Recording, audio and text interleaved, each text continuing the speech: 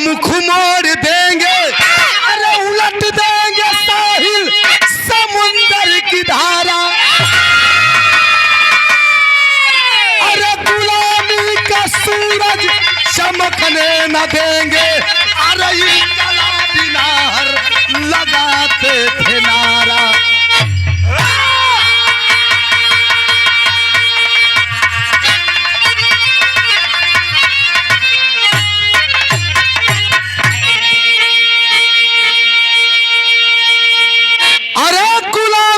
सूरज चमकने न देंगे, इनकलाबी नाहर लगाते थे नारा।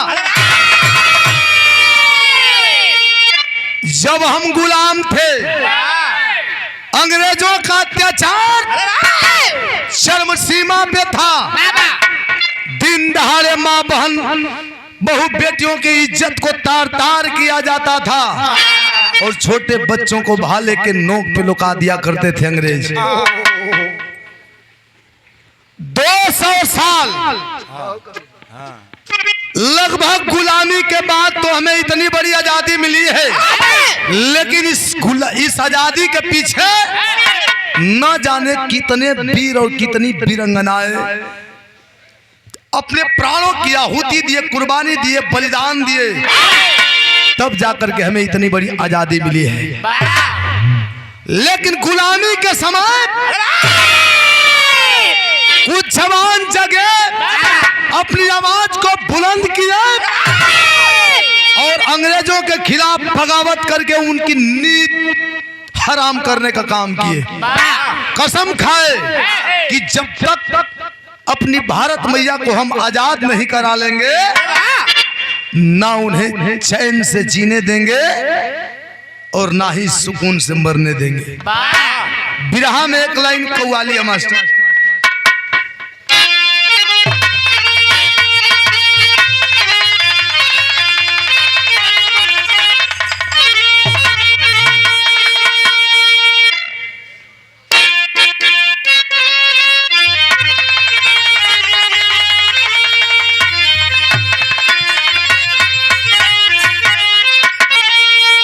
कोई प्रेमी अपने साथियों के बीच बैठा है और कहा, क्या कहा?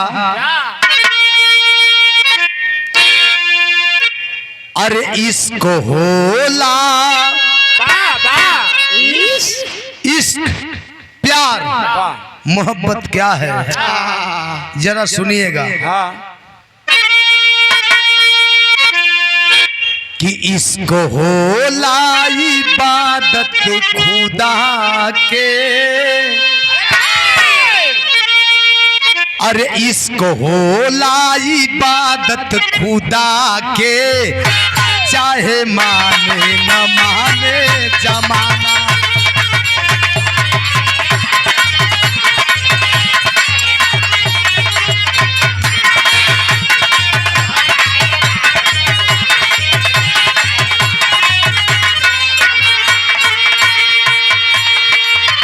इसको होला इबादत खुदा के,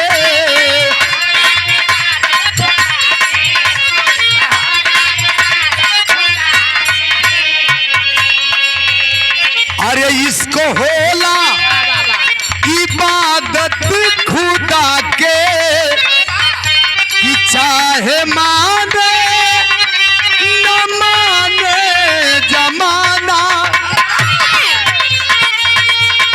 के दरिया उलांग जाला, आग के दरिया उलांग जाला, प्यार के हवे सच्चा दीवाना।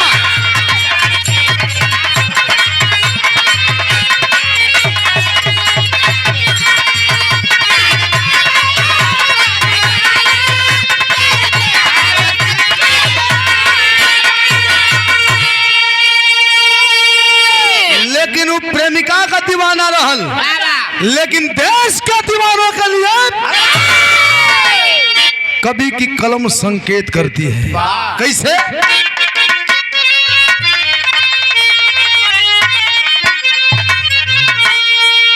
अरे आन पे, आन माने देश वतन मुल्क मान सम्मान भी होला। अरे आन पे शान से मरना सीखा, अरे आन पे शान से मरना सीखा है वतन का जो सच्चा दीवाना।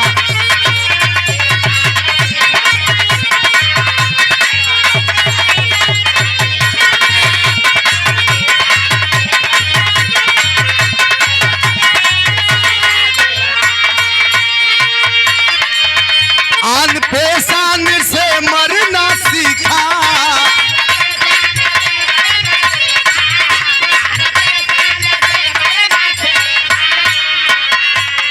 अरे आन पे अरे शान से मरना सीखा, अरे है वतन का जो सच्चा दीवाना।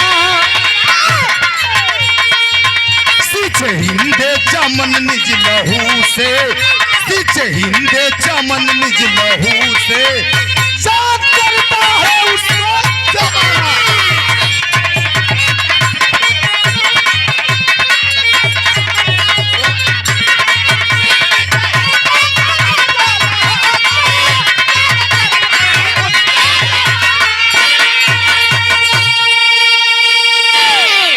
हमें से कवि जी जौहरी लाइन से संकेत करत हुआ कैसे?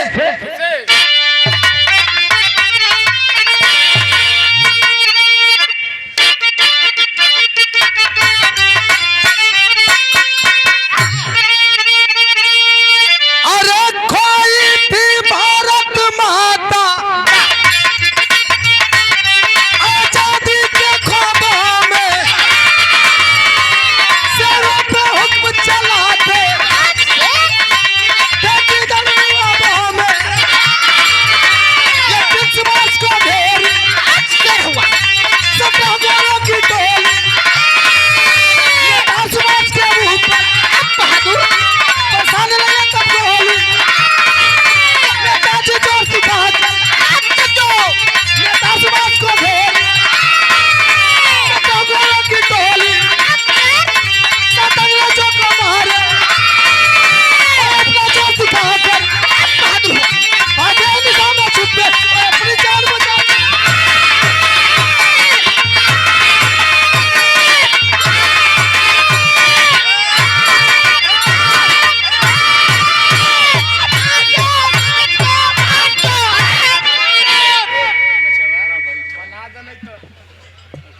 पानी निकाल दे फिर सिटिया लगी। हेलो हेलो हेलो बोलता ए भैया क्या बोलते रे?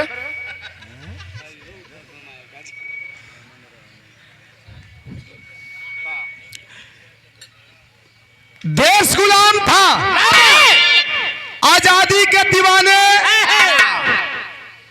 नेताजी सुभाष चंद्र बोस जी क्रांतिकारियों की टोली सजा करके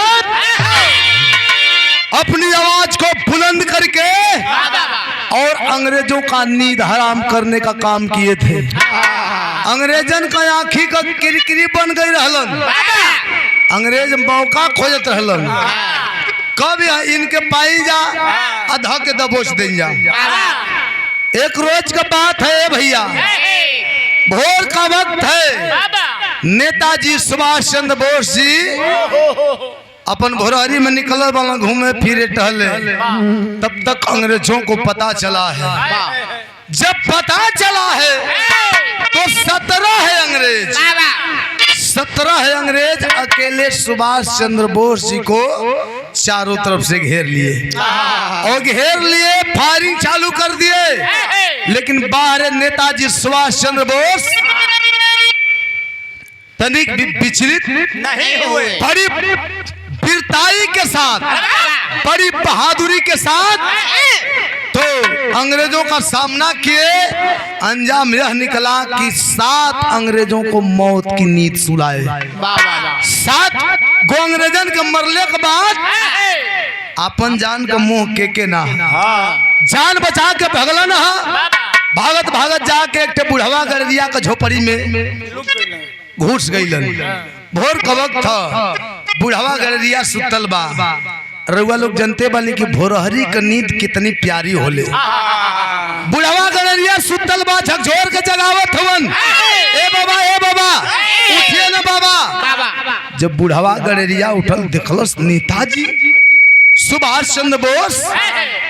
कहा क्या बात है नेताजी, पूरा डरे सामने से लग रहे हैं, क्या बात है? नेताजी का बदन तनी गनगनात भी है। बुढ़वा गड़रिया से कहत का हुआ, गीत लगे हो मास्टर।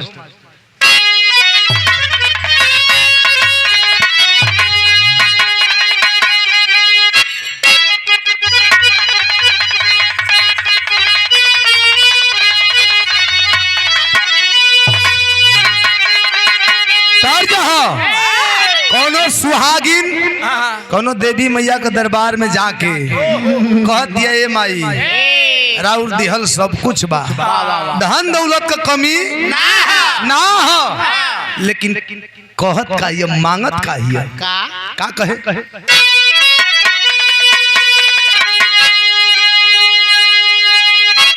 अरे बनल रहो नहीं हरावाए माई, अरे बनल रहो ससुरवा,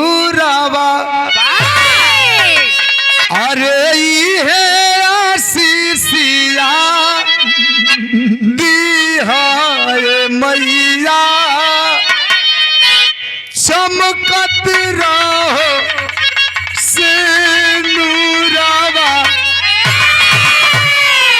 लेकिन नेताजी सुभाष चंद्र बोस जी उस बुढ़े गणरिये से क्या कहते हैं, कैसे?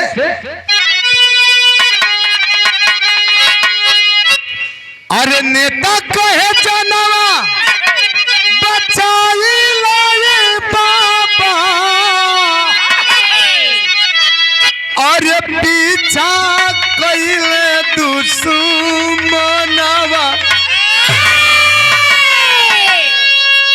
क्या कर रहे हैं? क्या नेताजी कहता रन, अरे नेता कहे जानवा बचाई लाए बाबा, पीछा कइले दुश्मनवा।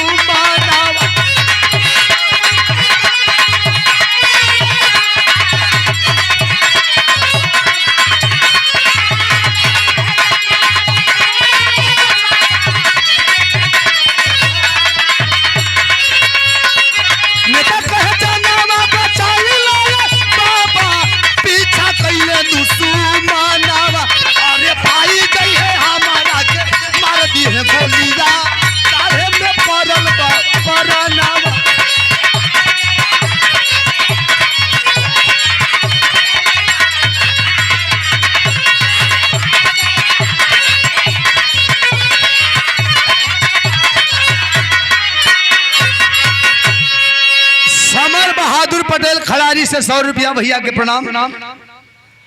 कॉलन नेताजी कहते हैं कि बाबा मेरी जान को खतरा है, बाबा मेरी जान बचा लीजिए, अंग्रेज हमारा पीछा के हमें मार देना चाहते हैं।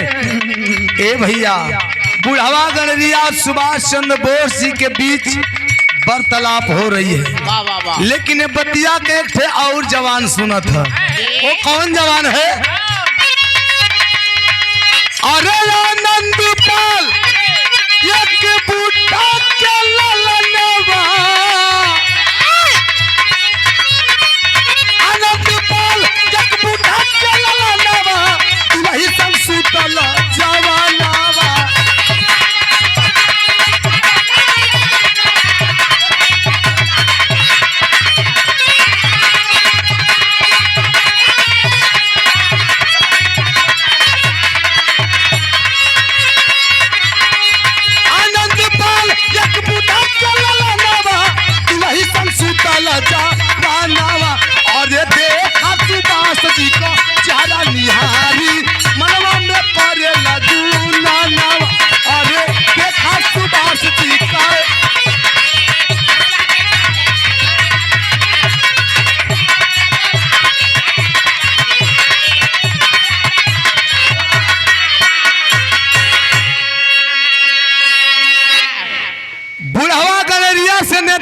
डालन कि बाबा बाबा हमारी जान को खतरा है, अंग्रेज पीछा किए हैं, मार देना चाहते हैं, मेरी जान बचा लो बाबा।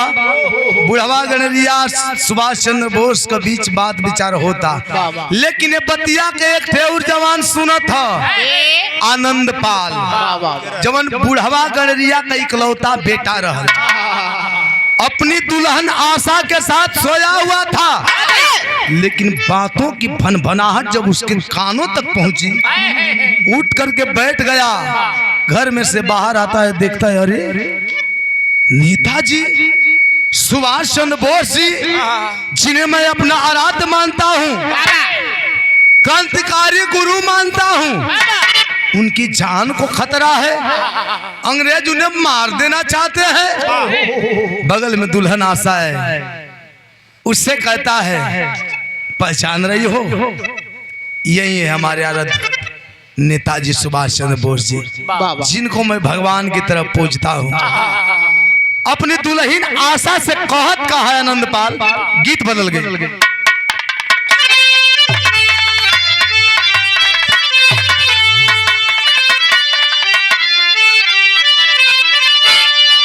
राजबली यादव खड़ारी से भैया के द्वारा 100 रुपया भैया के प्रणाम, सब भैया लोग के प्रणाम है, आशीर्वाद दे सब। क्या कहा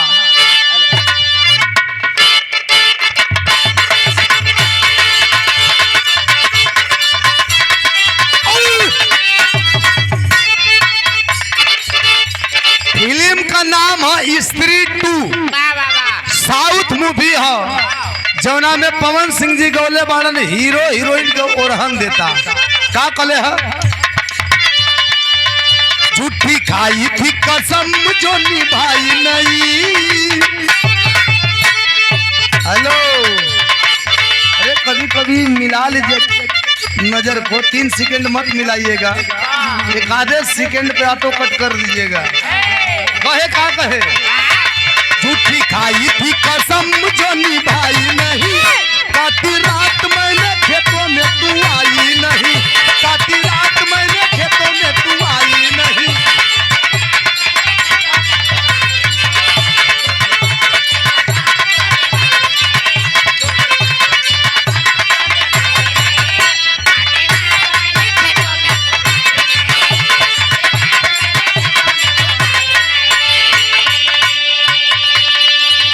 लेकिन आनंद पाल अपनी दुल्हन आशा से क्या कहता है, आजू खतरा में नेताजी के जान बाटे, आजू खतरा में नेताजी के जान बाटे, ई जवानी उनके खातिर कुर्बान बाटे, ई जवानी उनके खातिर कुर्बान बाटे।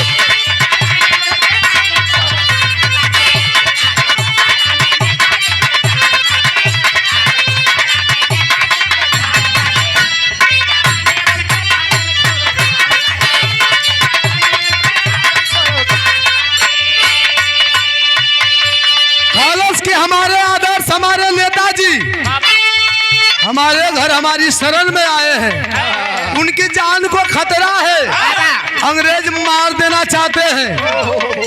अगर उनकी जान की रक्षा, प्राणों की रक्षा अगर आज हम नहीं कर पाए, तो फिर हमारे जीवन का कोई मतलब नहीं होगा।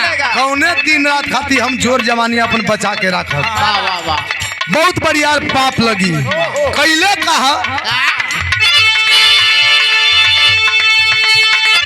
नेता के प्रसाद झट पहिल के जुझरवा, अपने भवनवा से भाग चला तेरवा, अपने भवनवा से भाग चला तेरवा।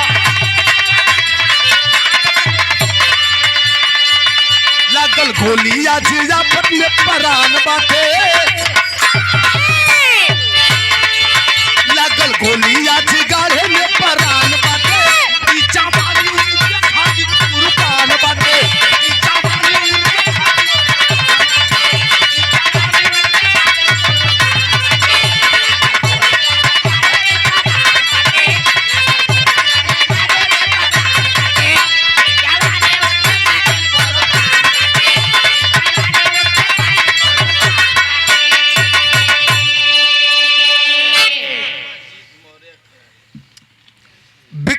आदित्य मौर्य खरारी से एक आध भरू का दे दो तनी भैया के प्रणाम सब भैया लोग के प्रणाम है आशीर्वाद दे सबे प्रण ठान लिया बुढ़वा गड़रिया का लड़का आनंद पाल कि हमारी शरण में आए हैं उनकी जान को खतरा है अगर आज जान नहीं बचा पाए उनकी तो फिर हमारे जीने का कोई मकसद नहीं होगा नहीं निकलेगा गयल तुरंत नेताजी के पास उनकर वर्दी उतरवा के खुदे पहन लेहलस और अपन कपड़वा नेता सुभाष चंद्र बोस जी के पहिरा देहलस।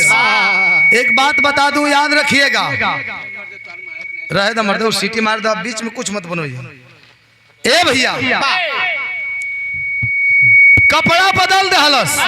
एक बात बता देना चाहता हूं कि नेता सुभाष चंद्र बोस की जो वर्दी थी वन पीस थी उनकी वर्दी के जैसी किसी और की वर्दी नहीं थी एक पीस रहल उनका वर्दिया पहन के अपन कपड़वा नेताजी के दे दहलस। अब पहन के अंग्रेजन के चकमा दे के पीछे से भागल है अंग्रेज देखला तो जनलक कि नेता सुभाष चंद्र बोस भाग रहा है पीछा किए आनंद पाल भागता जा रहा है अंग्रेज पीछा कर रहे हैं गोलियां भी बरसा रहे हैं।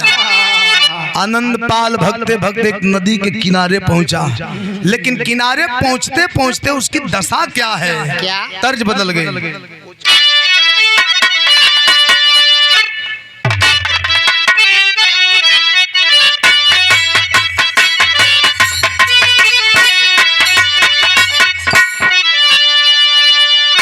तर्ज एक बेटी बतावे ले कि माई रुका हो बोल के मत जा चुपचाप चाय दे के चल जा सबके मत द अच्छा वो हर दे दा हमारे में सबके मत दी। एक बेटी बतावे ले बिरहा में ढेर बकबक नहीं एक बेटी बतावे ले कि बाप और मतारी का मोह ममता में कितना अंतर है का कहे का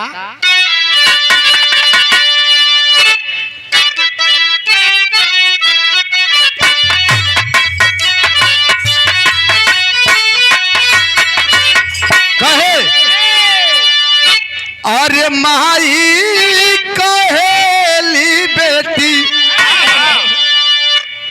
नियरे बियाह भई हो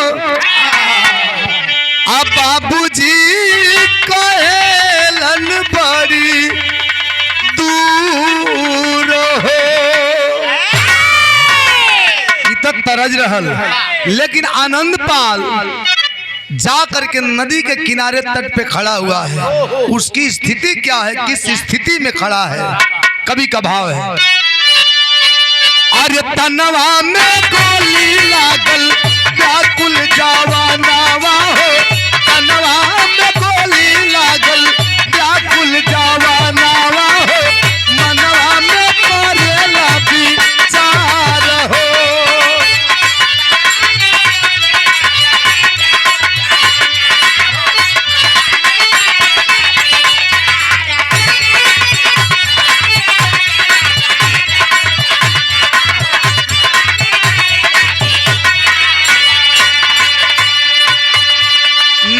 पहुंचा तब तक उसके पीठ में कई गोलियां चुभ चुकी है अंग्रेजों के द्वारा चलाई गई जो गोलियां थी नदी के तट पे खड़ा है गोली लगी है जिंदगी और मौत के बीच क्षणिक पल का मेहमान है सोच रहा है कि मैं तो मर जाऊंगा जीने की कोई उम्मीद ही नहीं है लेकिन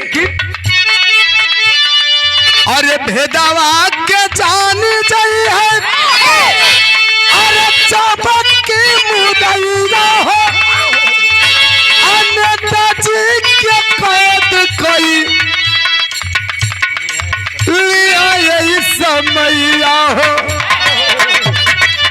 खुद गई ना दिया में छुटला पारनवा बाबू खुद गई ना दिया में छुटला पारनवा बाबू पवली दुल्हनिया समाचार हो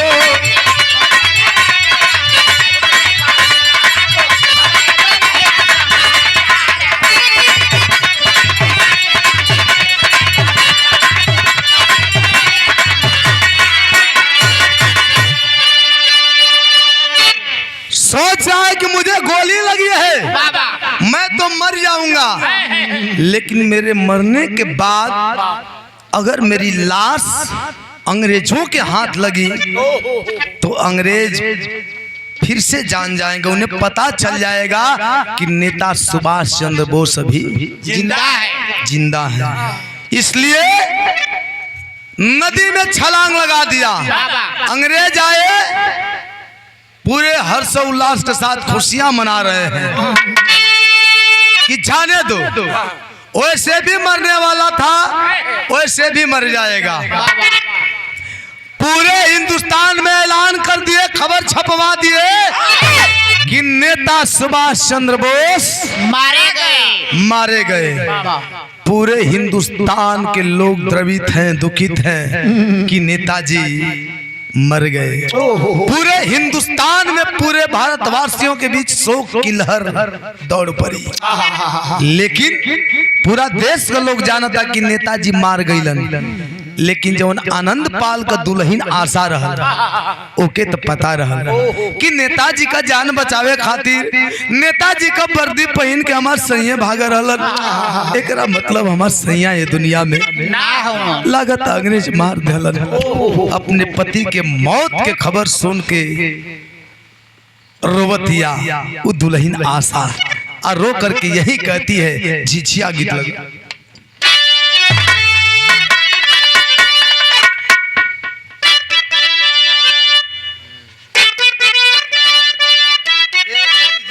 गीत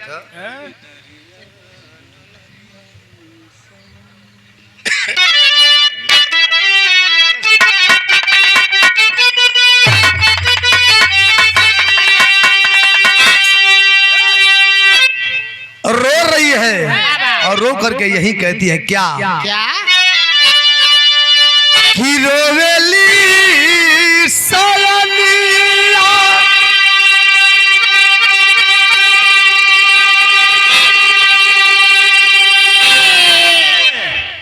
जो शब्द कह के वह औरत वह दुल्हन रो रही है, सुनिएगा छाती फट जाएगी। और इस दर्द को अगर कवि जी भी लिखे होंगे तो शायद उनकी कलम की स्याही भी बिलक पड़ी होगी। इस दर्द को लेकर के क्या कह के रो रही है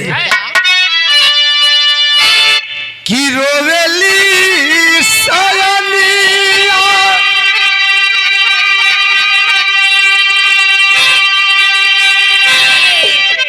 और दिलवा में दर्द के अकेलिया कि दिलवा में दर्द के अकेलिया ओ कि ये हो पिया खवने बनवा हो गई लफड़ा जिंदगी हमारी जहरवा जे भाई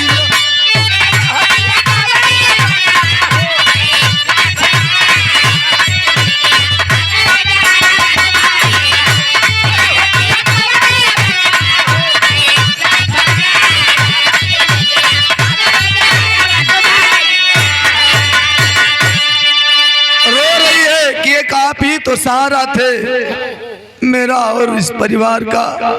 जब आप ही नहीं हैं तो हम लोग किसके सहारे जी पाएंगे? जीने की उम्मीद नहीं है। जिस परिवार का एक कमासुत बेटा, एक लौता बेटा मर जाता है, उस परिवार पे क्या गुजरता है आप लोग इस बात की कल्पना कर सकते हैं, अंदाजा लगा सकते हैं। लेकिन वह आशा जो दूसरी लाइन कह रही है, जरा सुनिएगा। मेरे हिसाब से एक औरत के लिए इससे बड़ा दुख, दर्द और सदमा कुछ हो ही नहीं सकता है। क्या कहती है? कि बन के कोलरिया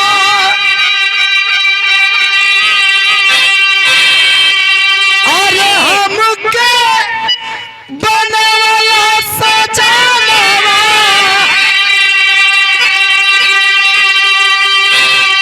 अरे हमके बनवाला सजानवा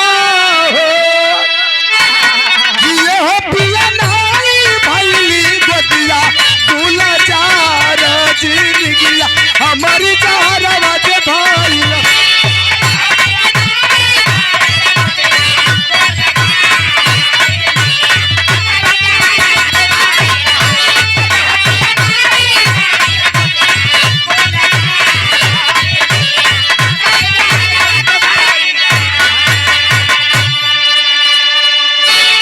रो रही है।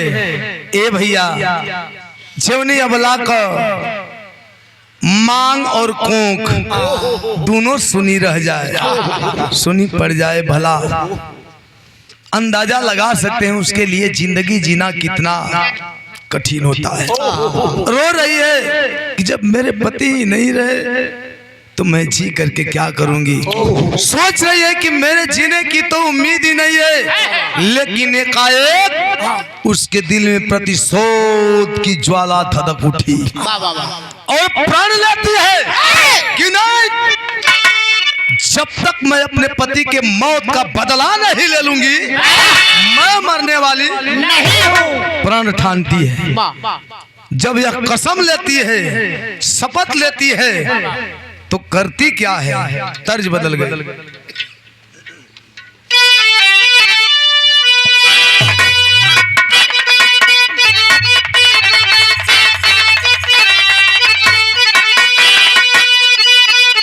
गीत के स्वर्गीय राम दोस्ताद अपने जवानी का आलम में बड़ी कचकचाई के मचमचाई के गौलन गा के चल गई है भैया। तो तू हो गावा या गा के जा, ताकत का हुआ एजे रहब। बड़ा दूर आल 200 किलोमीटर मने वो घरे गल हूँ। तो जब बुझते हो तो चल। कैसे भैया,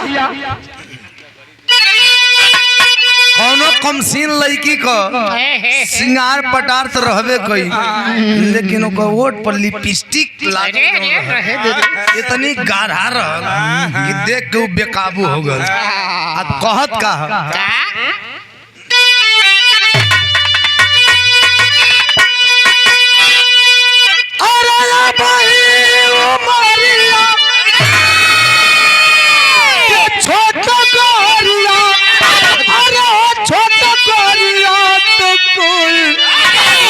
काहे रंगल बाडू लाल लाल ओठा गोरिया, काहे रंगल बाडू लाल लाल।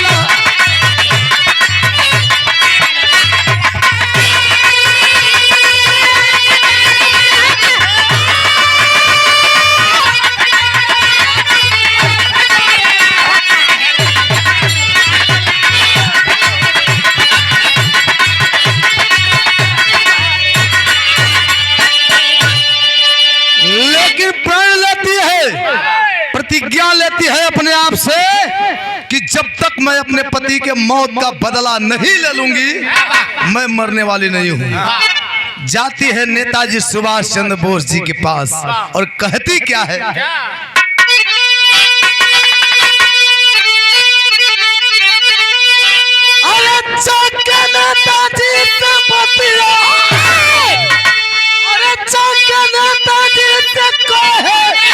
मन मार गोरिया, अरे मन मार गोरिया तो हमके कि हमके रखिला अपने सेनावा पछाड़ गोरिया।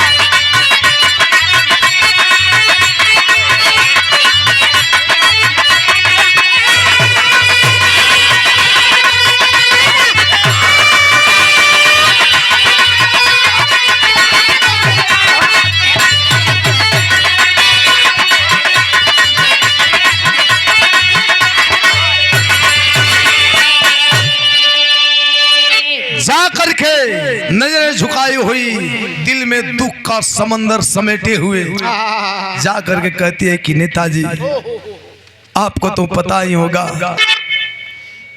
अब जो मेरा सहारा था, जो इस परिवार का सहारा था, वो इस दुनिया में नहीं रहा। जीने की उम्मीद तो नहीं थी, लेकिन मेरे मन में एक प्रतिज्ञा मैंने अपने आप से लिया है कि जब तक मैं अपने पति के मौत का बदला नहीं ले लूंगी ना चैन से उन्हें जीने दूंगी और ना मैं मरने वाली हूं। इसलिए थोड़ी सी मदद,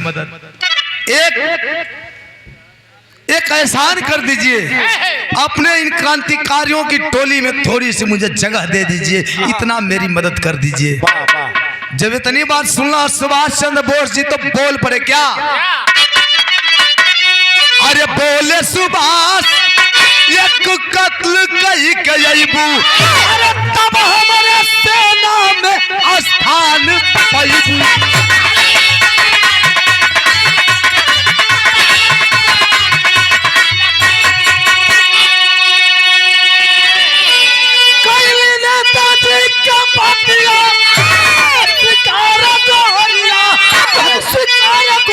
तो हम के रख लो अपने सेना।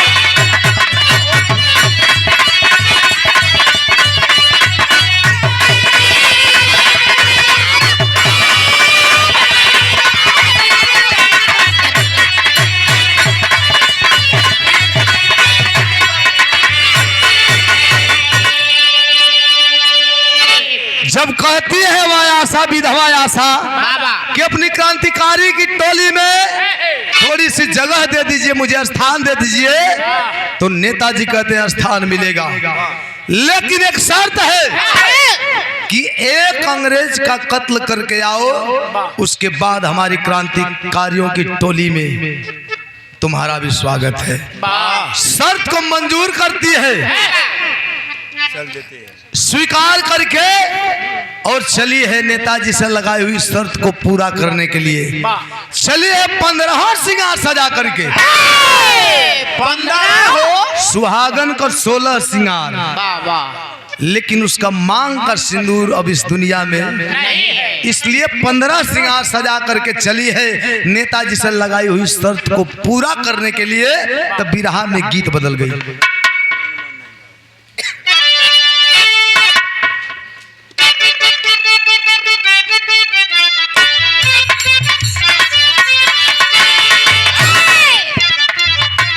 कौनो गोर लड़की या सांवर लड़का में बात विचार होता, लड़कवा सांवरा रहे तने कहे आई लव यू, लड़किया कहे I hate you. I hate you माने हम नफरत करीला, का कहे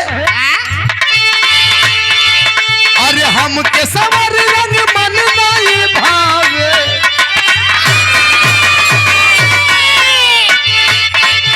अरे हमारा सवर रंग मन नहीं भावे, ए हो सांवरिया।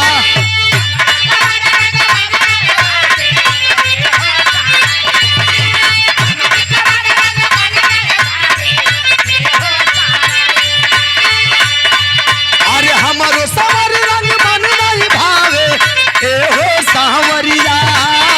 लड़का कहता दिलवा में जगह दे दो, दिलवा में जगह दे दो, का करी गोर करिया दिलवा में।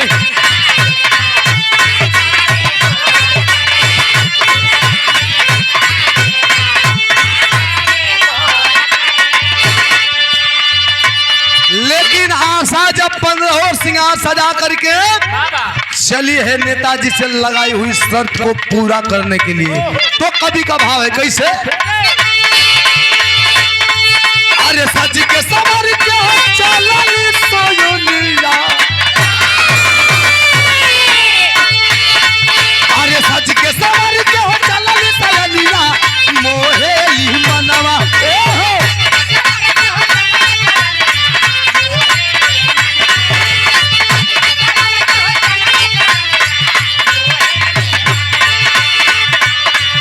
अरे सच के सवर के हो चलनी सजनिया, मोहेली मनवा।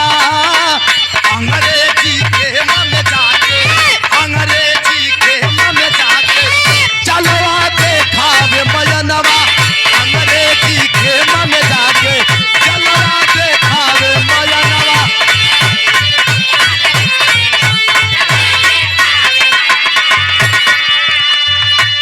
पहुंचल अंग्रेजन का खेमा में लगल नैन से वार करे, अंग्रेज कुल एकदम व्याकुल होकर लगल, जैसे लोहा पंजरे जब चुम्बक के ले जीव तो खींचे लगी, लोहा तनी बढ़िया रहता तो ये घुसुक के जाए लगी, वो खुदे पैक लड़ावत सन लेके लगल से झूमे, जाके खबर डाला सन जवन हेड रहल कलश के साथ एक बहुत सुंदर कुड़ी आएंगी अपने, बहुत सुंदर हिंदुस्तानी कुड़ी आई है अपने खेमे में।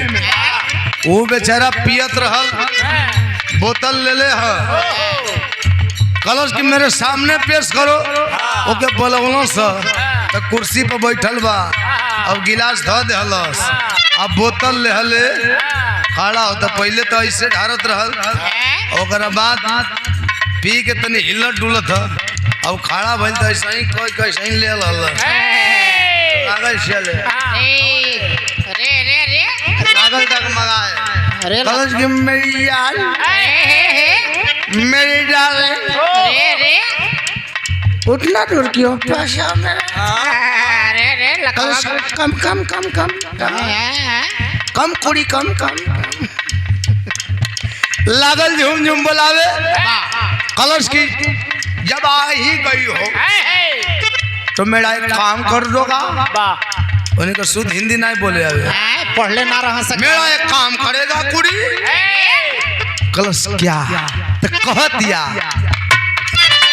एकदम फिदा हो गई ना सत कभी लिखा तरन अरे फिदा हुस्न पर गए घोर पे कलाई काला सकी अपने हाथों से जरा चाय बनाकर पिला दो हम लोगों को कलश की जी बिल्कुल जाके चाय बनौलस चाय बनौले के बाद चाय में जहार दहली सब के पिलाई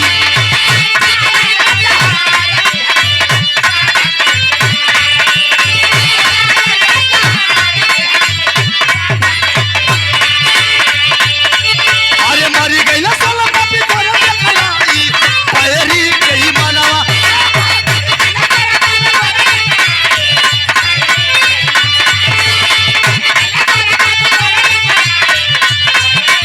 अरे मरी गई ना साला बापी तोरा के खलाई पैरी गई मनवा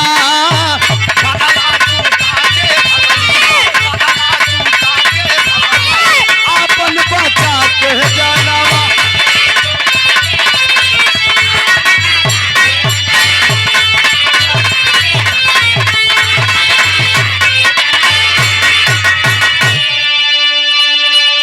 भैया गुड्डू यादव लाइन मैन खरारी की धरती से 100 रुपया भैया के प्रणाम। ए भैया का कैलस आशा की चाय बनौलस और चाय बनौले के बाद 16 गो अंग्रेज कुल वहां रह चाय बनौले के बाद 16 कप में तनकी तनकी जहर काम लायक कि काम कर जाए 16 कप में थोड़े थोड़े जहर डाल के और 16 जना के पिया देहलस जब 16 जना पियला दारू का नशा तो रहबे कोई चाय का टेस्ट मैंने कहा जानता हूँ सो कि चाय में बदलाव बा कि ना बा अब 16 पियले के बाद लगना जा डांस करे मैंने खियाई माहौर करबा डांस हम बड़ा कुल शरीर की सरवा जिंदे भूत अब 16 अंग्रेज जहर वाला चाय पी के अब जवन जौने भाव में है वही भाव में स्थगित हो गई कैसे कैसे अब कोनो दूरे से होके देख के जब कपवा धरावे तो डिड़िया से पहले हमारे के आओ कहले मेरी जान अरे हर कहाँ हाथ यार कर अरे सो जो खबर दे अरे मिर्गी आगिल का आलू यही तो टंगाई गल आ कोनो कहला कि मेरी डा अरे अरे अरे का हो गले कहाँ डलाई रे लगा देते डार्लिंग कहत रहूं तो डावे पर रुक गई ना माने जवन जवने भाव में वही भाव में टनराई के खत्म नेताजी कहे थे कि एक अंग्रेज का कत्ल करके जाओगी तो हमारी क्रांतिकारी टोली में तुझे स्थान मिलेगा लेकिन बाहर वह वीरांगना आशा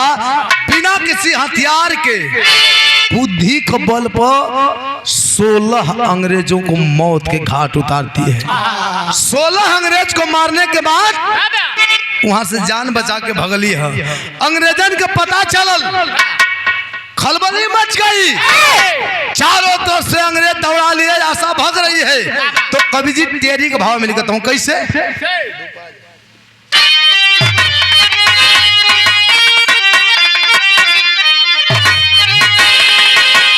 अरे रणचंडी बोली बंदे मातरम अरे चंडी बोली बंदे मातरम पिस्तौल करत उठी चुप गई जिगर में गोली गोली गोली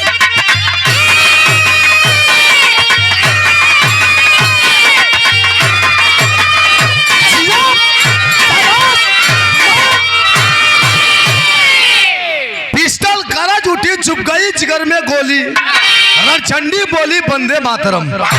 16 अंग्रेजों को मारने के बाद जान बचा के भगी। अंग्रेजों में खलबली मच गई।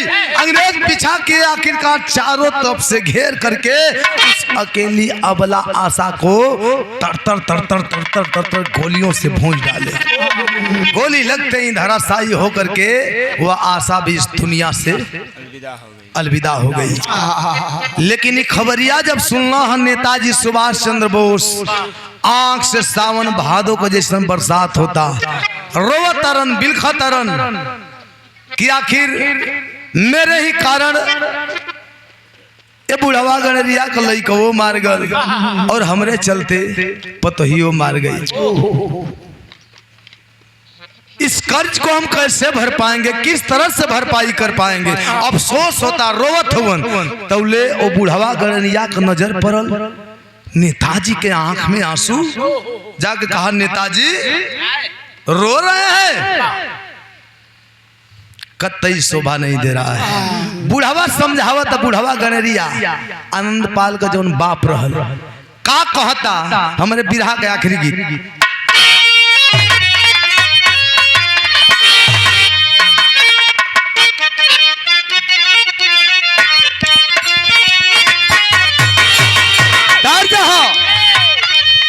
अरे गोरिया दिन भर कई के कटिया, अरे गोरिया दिन भर कई के कटिया, गोरिया दिन भर कई के कटिया, लेके सजिया के सिलवतिया किसयन नाम मसाला।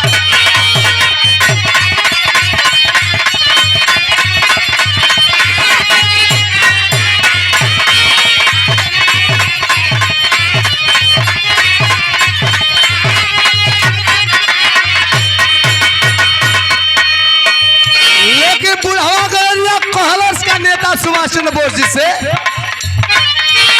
अरे बोला है बूढ़ा मरदानवा,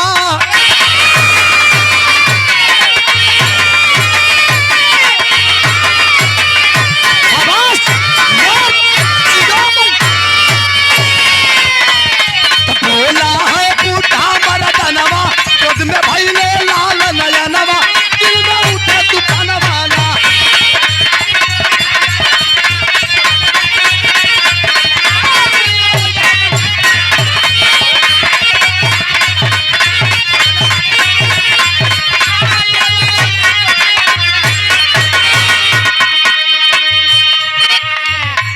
कहा गया नेताजी, आप रो रहे हैं? अरे मर्द के आंखों में आंसू शोभा नहीं देता, ये मऊगन का काम है। सुनी कहत का बा, मर्द का परिभाषा बताओ तो का कहे कि दर्द मर्द के होला ना, अरे गिदड़न से रजराला, अरे नहीं वो पानी जवानी में जबरे उमरत नहीं कहला। काहे वो बेला होके जवानवा, सिरवा पाभी लपूरी कहानवा, दिलवा उल्टा तूफानवा ना।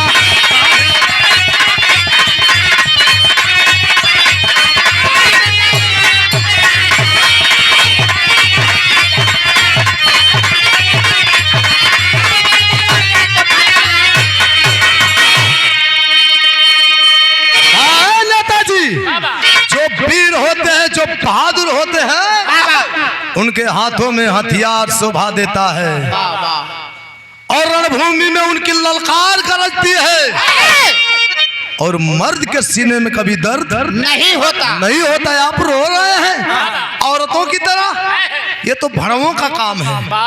लेकिन तब वो नेताजी गमगीन बाला कि बुढ़वा पगला गल बा, एक लड़को मर गल हमरे चलते, एक पतोहियो मर गई हमरे चलते। लागत है बुढ़वा पागलपन में कहता, लेकिन बुढ़वा फिर समझावता कि नेताजी जो मैं कह रहा हूँ, जो मैं समझा रहा हूँ, समझने की कोशिश करिए, समझ जाइएगा, आपके लिए बहुत बेटर होगा। का कहता पहपट का भाव। और बबलू तिवारी भोलेनाथ जी का भक्त हैं आप, महरियाओं से भैया के द्वारा 250 रुपया पुरस्कार। बहुत बहुत प्रणाम, सब भैया लोग के प्रणाम है। राम कृपाल मौर्य और पेंटर किराना स्टोर वाले भैया के द्वारा 100 रुपया आशीर्वाद, भैया के प्रणाम। बुढ़ावा समझाओ तो पहपट के भाव में कैसे।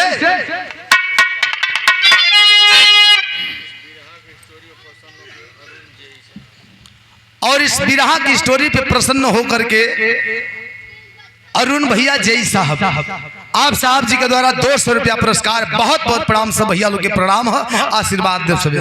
कहाँ करब तन की मायक से मार खाता आदमी।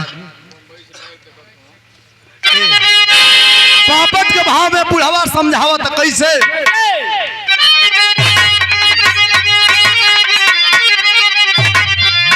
अरे समझावे ताकि बूढ़ा मरा तनवा तनवा सुलगतबा। समझावे ताकि बूढ़ा मरा तनवा तनवा सुलगतबा। अरे झूठे पवला मर भाई का जनवा तनवा सुलगतबा।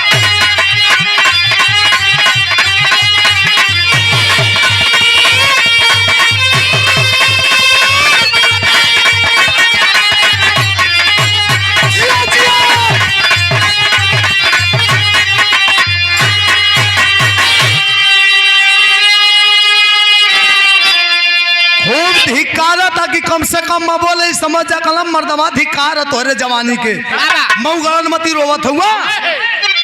लेकिन सुना हमार बात। अरे पीतल चोर जवानी बता। अरे जाइल मोर बुढ़ाउती हो।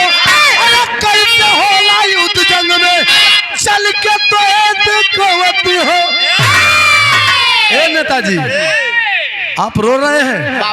हमार जवानी ढल गई, बुढ़ा गई, बुढ़ौती आ गई। न तो हम दिखाई कि लड़ाई के मैदान में रणभूमि में एक बहादुर एक वीर कैसे पांव डिगा करके गोड़ धंसा के अड़ा के लड़ेला, पैर जमा के कैसे लड़ेला। आप रो रहे हैं, जरा याद करिए, जरा सोचिए। क्या अरे कर्म करे, अरे कर्म करे। तनवा तनवा सुलगतबा। अरे कैसे आजाद होई तनवा तनवा सुलगतबा।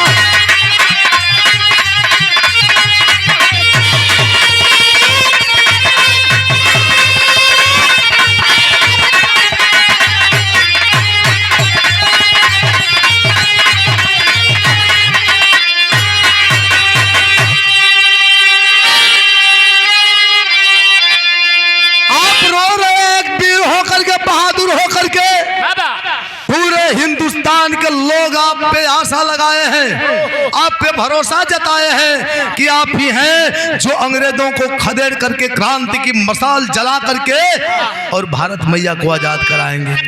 और आपने पूरे हिंदुस्तानियों से वादा भी किया है। पूरे हिंदुस्तान का गर्व है, फक्र है आपके ऊपर। आप ही जब टूट के बिखर जाएंगे तो जरा सोचिए आपके किए हुए पूरे हिंदुस्तान के लोगों से उस वादे का क्या होगा।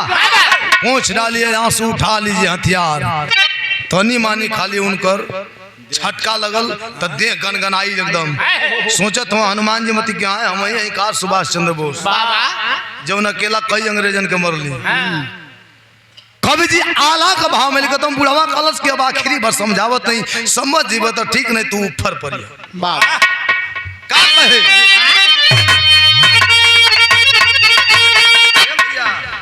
अब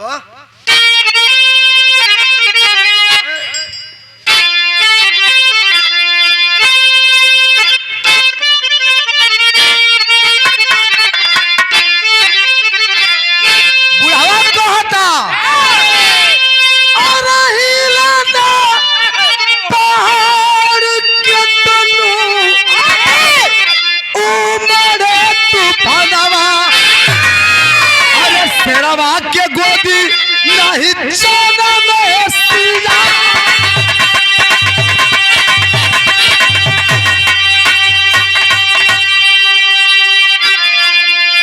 अरे झंकेला बुढ़ैया में बूढ़ा मार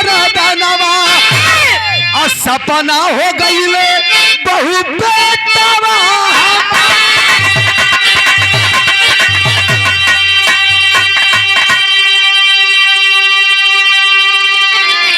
बुढ़ावा कहता कि आप रो रहे हैं, मुझे अफसोस है मेरा बेटा मर गया, मेरी बहू मर गई, इसका मुझे अफसोस नहीं है। अफसोस है मेरा बेटा मर गया, मेरी बहू मर गई, इस बात का दुख नहीं है, इसका अफसोस तनिक भी नहीं है। दुख है, अफसोस है किस बात का? किस बात का? अरे और जाति बेटा भागा दान दल रहता, अरे विपदा में देसवा के करते को।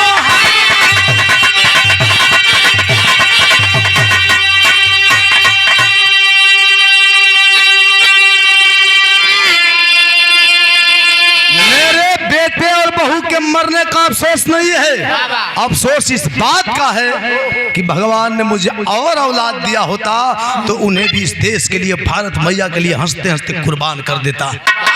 इस बात का अफसोस है। लेकिन तनिक भी विचलित मत होइएगा, मेरा बेटा नहीं है, मेरी बहू नहीं है तो क्या हुआ, मैं आपकी मदद करूंगा। वो कैसे? सदर भाव।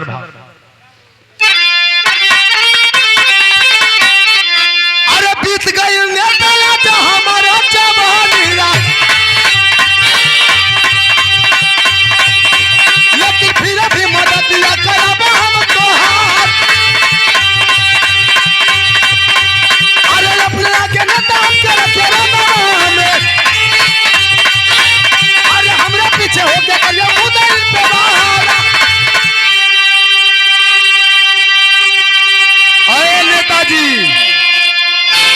नेताजी मेरा बेटा नहीं है, मेरी बहू नहीं है तो क्या हुआ?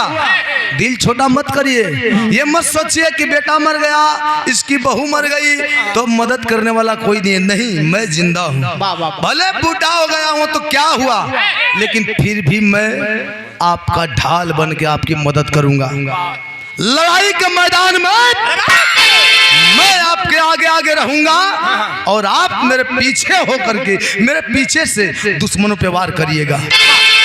मैं आगे रहूंगा तो ये भी जाहिर सी बात है कि दुश्मनों की गोली जो आएगी मेरे सीने में लगेगी, आपको कोई खरोच तक नहीं आएगी। लेकिन अरे दुश्मन के गोली लगी मेरे सीने में,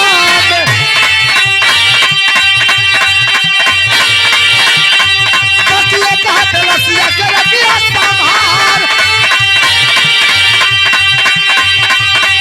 अरे तू जहाँ तक दुश्मन पर गोलियां चलाई है, अरे तू जहाँ तक दुश्मन पर गोलियां चलाई, अरे कितना गोली बतियन तो हो जाई बेकार। अरे जवानी को जोर से बोले तो बवाली है, अरे वही बुढ़ावा चरमिया बगीरा बहारा।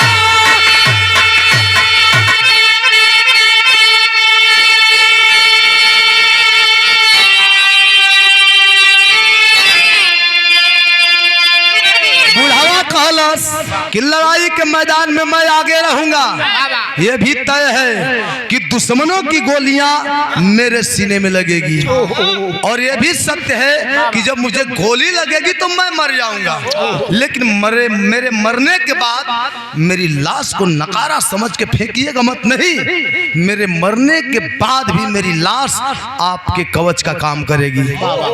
मेरी लाश को एक हाथ से अपने सीने के सामने रखिएगा कवच समझ करके, और मेरी लाश के आड़ में से दुश्मनों पे फायरिंग करिएगा तो अंजाम क्या निकलेगा? जो दुश्मनों की गोलियां आएंगी मेरी लाश में समाहित हो जाएगी, और आप कि बंदूक से जो गोलियां निकलेंगी सीधे दुश्मनों का सीना छलनी करेगी। इस तरह से आप विजय हासिल कर लेंगे। जब इतनी बतिया सुना नेता सुभाष चंद्र बोस कच दे बुढ़ावा गड़रिया का पैरवा पकड़ के कलक बस बाबा बस, अब इससे ज्यादा और मुझे शर्मिंदा मत करिए बाबा। अरे मैं तो देख रहा था कि मेरे मरने के बाद कोई और जवान है या नहीं जो इस भारत मैया को आजादी दिला सके, लेकिन अब मैं मर भी गया तो कोई बात नहीं है, क्योंकि जब मेरे हिंदुस्तान का एक बुढ़ा इतना बुलंद हौसला रखा है, इतना बड़ा जज्बाती है, हिम्मती है, तो मुझे विश्वास हो गया कि अब मेरी भारत मैया को आजाद होने से कोई माई का लाल रोक नहीं सकता। उठा लिया हथियार, हवा का पांव का धूल अपने माथ पर लगाना, चल देना अकेले अंग्रेजन से मुकाबला करे खातिर। तय आखिरी भाव में कहल गेल कैसे,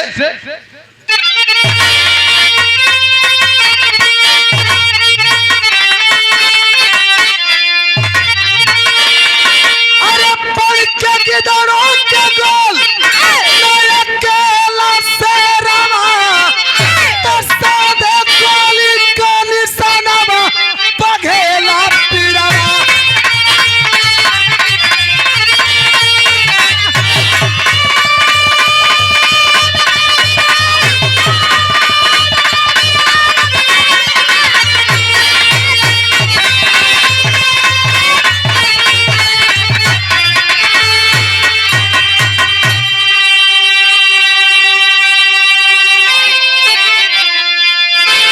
अंग्रेजों को मारे गोलियां चलाई के, जख्मी जान कूद गई नदिया में जाई के।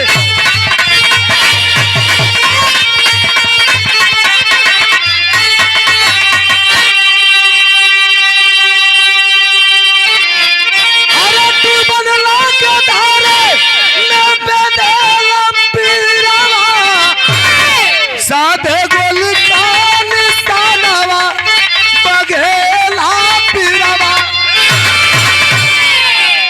बुढ़ावा का जोश कहल जाला कि कमजोरो आदमी है, अगर हिम्मत देवे वाला हिम्मती है और हिम्मत देवे का तरीका और तजुर्बा मालूम है, एक कायर भी हिम्मतवर बन जाए। एक कायर भी हिम्मती बन जाए, तब बहादुर रहलन। उठा लवन हथियार, कूद पड़लन जंगे मैदान में और अकेला ही पुनः 35 अंग्रेजों को मौत के घाट उतारे। 35 अंग्रेजन के मरले के बाद इनहू के दाएं बाएं लगलन, नोचाइल खरोचाइल है, जान बचा के भगलन जाई कोई नदी में कूद गए, बगल में जो नदी रहल। कूदने के बाद दर्द एक और वही में तेज धारा डूबे लगल, बुझाई कि डूब के मर जाला। तब तक भयल का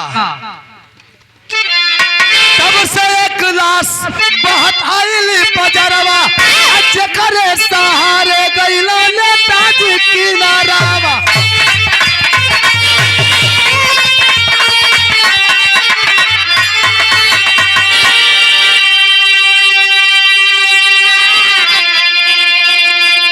डूबल चाहत हो जलायल के डूब जाला, तौले कहल जाला कि एक डूबते हुए को तिनके का सहारा काफी होता है। एक डूबते को तिनके का सहारा काफी होता है। डूबल चाहत हो तो ले ठे खूब सड़ल गलल लाश बदनिया के टच करत क्रॉस करत है, तो नजर पड़ल, लपक के पकड़ के लसिया के, ओई लसिया के सहारे किनारे पहुंच के बाहर निकल गइलन। बाहर निकलने के बाद भगवान जाने उनके मन में क्या आया, अपने तो निकलवे के लिए सड़ल की लस्सियों के बाहर निकाल के मार खर पतवार लपटाए लगना, पानी उदे, पानी उदा के लाश सर गई है, लेकिन फिर भी पहचान गई। अब पहचान के रोवत हो कैसे, अरे लाश पहचान के पावनी रवा, सादे गोली का निशानवा बघेला पिरवा।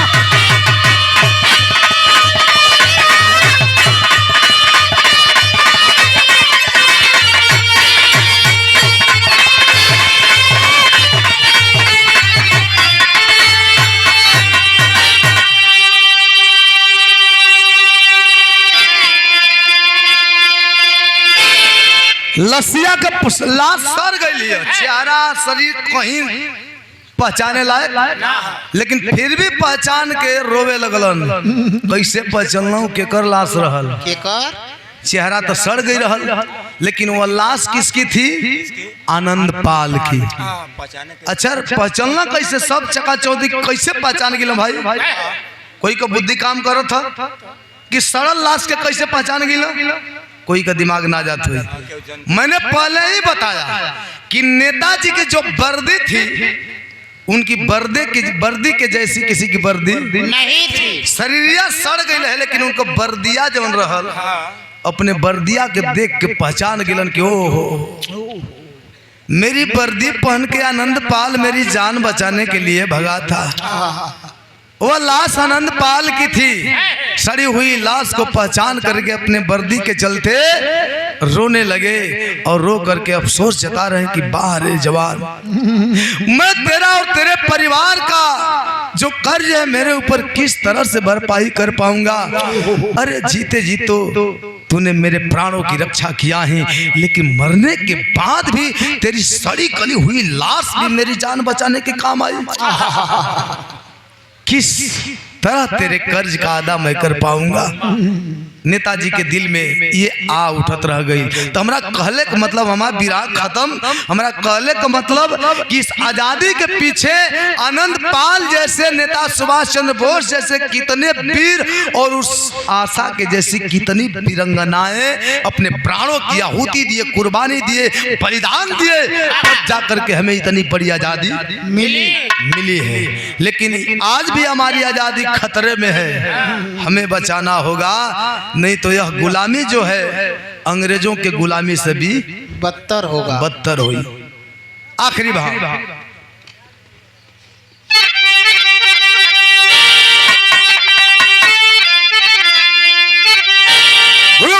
रामलाल के स्वर्ग में बच्चन पावन रामदेव चंद का कवि, अरे पुजारी राम खिलावन।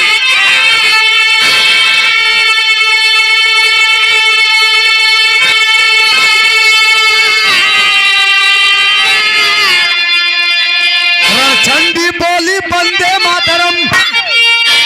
इस बिरहा को मैंने पहले ही बताया कि हमारे आराध्य गुरु मुसाफिर कवि जी ये बिरहा, इस बिरहा को स्वर्गीय रामदेव गुरु भी गाए हैं और मैंने भी गाया मंच पे और रिकॉर्ड भी है मेरे देवालाल यादव ऑफिशियल चैनल पे। अगर यहाँ ना समझ में आ लो तो कोई हमारे चैनल पे देवालाल ऑफिशियल पे जाके सुन सकत बा। बहुत शानदार बिरहा। और गुरु जी तो नहीं है, लेकिन हमारे युवा राइटर हृदय सम्राट अखिलेश कवि जी हैं, उनके सुपुत्र। एक बात जोरदार ताली से आप लोग स्वागत कर दीजिए। वाह वाह वाह। जोड़ी तो गुरु चला का बड़ा बढ़िया लगत, कुल जोड़ी बढ़िया, घरे का जैसन। गुरु जी घुघुर बन के आलो। आखिरी लाइन, चंडी बोली वंदे मातरम, देवा कभी मुसाफिर बची शहीद होली, चंडी बोली वंदे मातरम।